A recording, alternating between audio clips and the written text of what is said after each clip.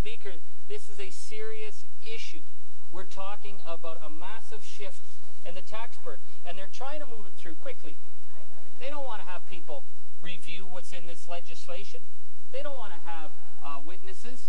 And I'd like to ask anyone from the Liberal and the Conservative benches to have the guts to stand up in this House and tell us whether or not you've crunched the numbers on what it's going to cost at the gas pumps, because I know you have.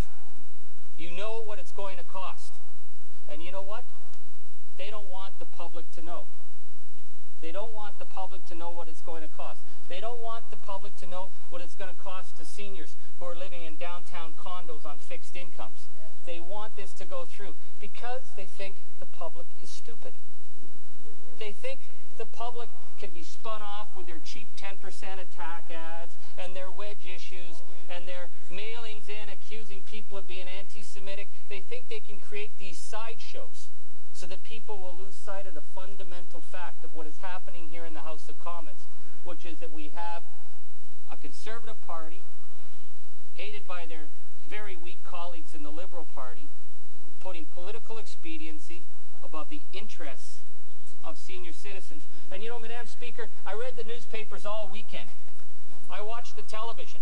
I was on Google every 20 minutes because I wanted to know what action was being done to respond to the concerns of citizens, because we're getting hundreds of calls. We're getting thousands of letters. We know this is a serious issue. The Premier of Ontario said that he had never heard a single complaint. I find that hard to believe. The backbench Conservatives have said, well, it doesn't really affect us, even though it was our idea in the first place. And then we look to where were the federal Liberals talking about?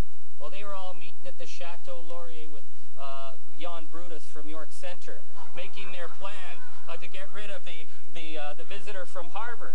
And you think about it. What is on with this party? That it's always the average people that can sit and wait till they finish their court intrigues.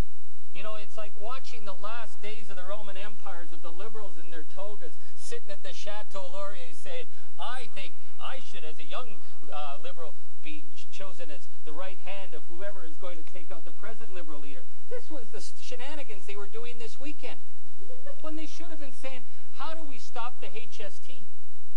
How do we actually deal with the fact that government is bringing closure on a bill on taxation that will silence the voice of members of Parliament from representing their constituents, their senior citizens, their First Nations whose treaty rights are being abrogated just across the boards?